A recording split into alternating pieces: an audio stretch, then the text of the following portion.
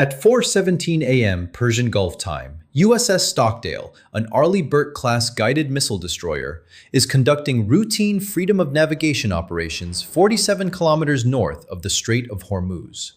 2 minutes later, every assumption that has governed the U.S. Navy's presence in the Persian Gulf for 40 years is about to be destroyed. 26 IRGC fast attack craft surge from a hidden anchorage at Bandar-e-Jask. They are not approaching, they are converging from 4 different directions simultaneously at 45 knots. USS Stockdale's bridge officer of the deck has 14 seconds to make a decision that will define the next decade of American foreign policy. The decision he makes is the wrong one, not because he is incompetent, because the rules of engagement he was operating under did not anticipate this scenario. In the next 18 minutes, Iran does something no nation has done to the U.S. Navy since 1968. They board an American warship. And the question Washington faces in the next 24 hours is not whether to respond. The question is whether the response can stop short of war. To understand how this happened, you need to understand the gap that has existed in American naval rules of engagement for 2 decades. The Arleigh Burke-class destroyer is one of the most heavily armed warships ever built. 90 vertical launch missile cells, 5-inch deck gun, phalanx close-in weapon system, C-RAM defensive missiles, helicopter detachment, 380 sailors trained for combat against peer-level adversaries. And it has one specific vulnerability that Iran has been studying since 1980. American rules of engagement require positive hostile identification before lethal force is authorized. A destroyer cannot simply destroy approaching boats. It must first determine they are hostile, attempt warning, and only then escalate. This sequence takes time. Time the destroyer does not have when 26 boats approach simultaneously from 4 directions at 45 knots. Iran did not invent this tactic. They perfected it. They have wargamed exactly this scenario for 40 years. Every detail is deliberate. The boats split into 3 roles. 16 distractor vessels create chaos around the destroyer. High-speed maneuvers, smoke generators, radar reflectors. 6 suppression boats engage the destroyer's Sea-Whiz systems with rocket-propelled grenades, not to penetrate, but to force the gun crews to engage them rather than the real threat. 4 boarding boats, carrying 60 IRGC commandos, approach from the destroyer's blind spot directly aft. USS Stockdale fires. She destroys 18 of the 26 boats in under 90 seconds. It is not enough. 4 boarding boats reach the hull. Grappling hooks deploy. 60 IRGC commandos board an American warship in international waters. They have control of the bridge in 11 minutes. The captain of USS Stockdale activates a single emergency code before the bridge is overrun. It reaches Bahrain at hour 0, 14 minutes. In Bahrain, an admiral picks up a phone. This map shows exactly how Iran exploited the gap in American rules of engagement.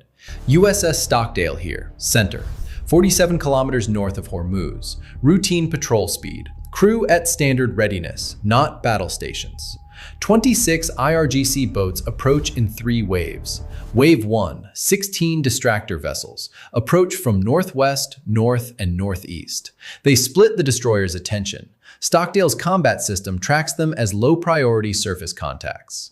Wave 2, 6 RPG-armed suppression boats engage the Sea-Whiz systems on each side. The destroyer's automated defensive guns engage them. They are designed to die. Their job is to occupy the guns. Wave 3, 4 boarding boats approach from directly aft. The destroyer's stern is its blind spot. By the time Sea-Whiz rotates to engage them, grappling hooks are already on the hull. 11 minutes from first contact to enemy on the bridge. Iran rehearsed this for 40 years. America did not. Hour 1. The President of the United States is told what has happened. He does not initially believe it. In the entire history of the United States Navy, through World War I, World War II, Korea, Vietnam, the Cold War, the Gulf Wars, only one event compares. In 1968, North Korea seized the USS Pueblo, an intelligence ship in international waters.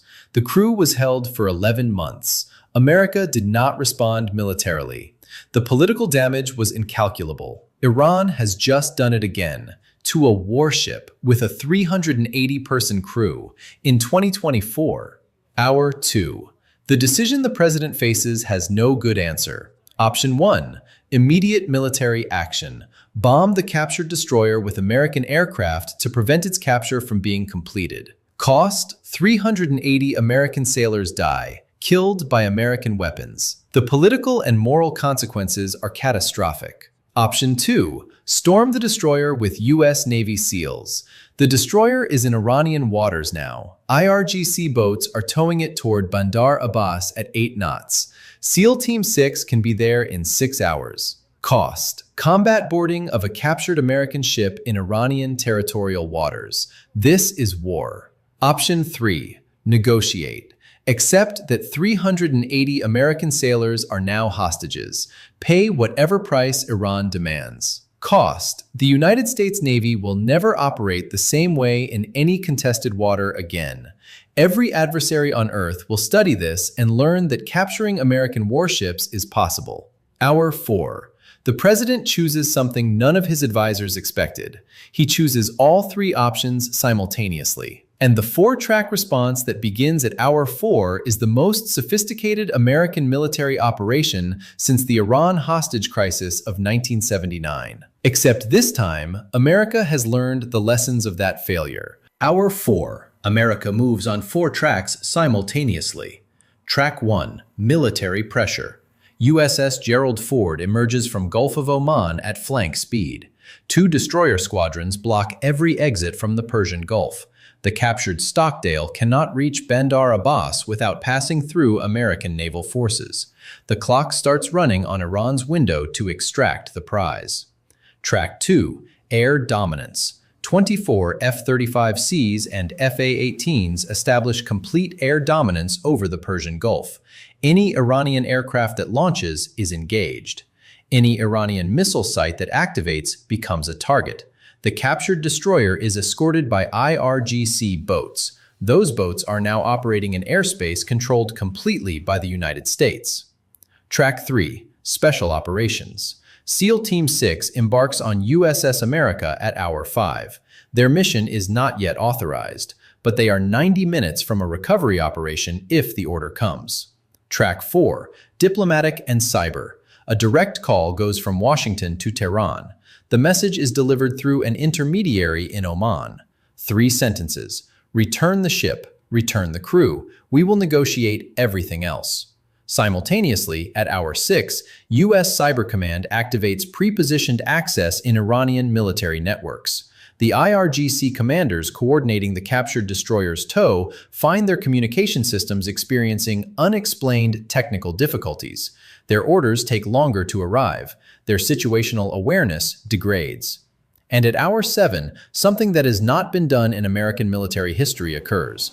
The USS Stockdale's captain, locked in a compartment with his executive officer, transmits a coded message using a backup system the IRGC boarding party did not know existed. The message reaches the 5th Fleet commander at Hour 7, 14 minutes. It changes the entire operation. Here is America's 4-track response visualized, and why simultaneity is the message. Track 1. Military pressure. Gerald Ford's strike group blocks Hormuz exit. Captured destroyer cannot reach Bandar-e-Jask. Iran's window closes. Track 2. Air dominance. 24 American fighters control the entire Persian Gulf airspace. Iran cannot launch counter-operations. Track 3. Special operations. SEAL Team 6 positioned 90 minutes from a recovery operation. Authorization standby. Iran knows they're there. Track 4. Diplomatic and Cyber. Direct message to Tehran. Cyber operations degrade IRGC coordination. Tehran is feeling pressure on multiple dimensions simultaneously.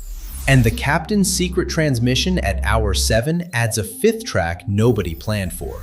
The captured ship is communicating from inside the IRGC operation. 5 tracks. 0 shots fired in retaliation yet.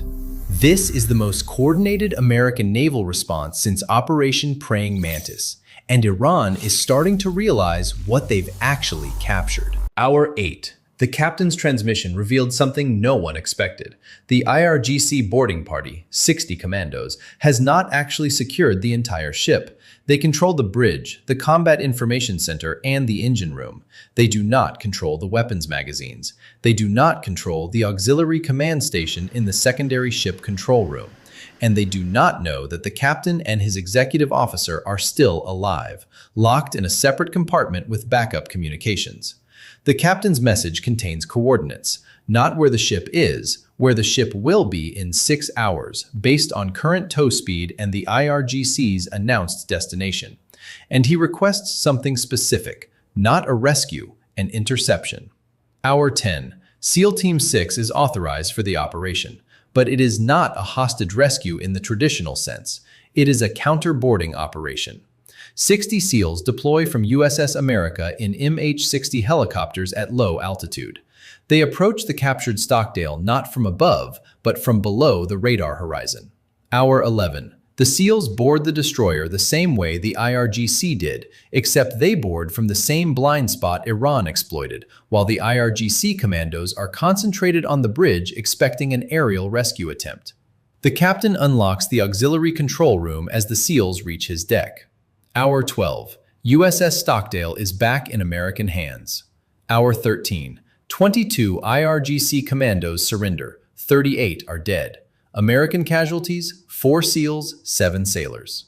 Hour 14. The destroyer is moving south at flank speed, back toward USS Gerald Ford. Here is the counterboarding operation that ended the crisis, and why it worked. USS Stockdale Center, being towed northwest by IRGC boats. 60 IRGC commandos on the bridge and engine room. They expect any rescue attempt to come from the air.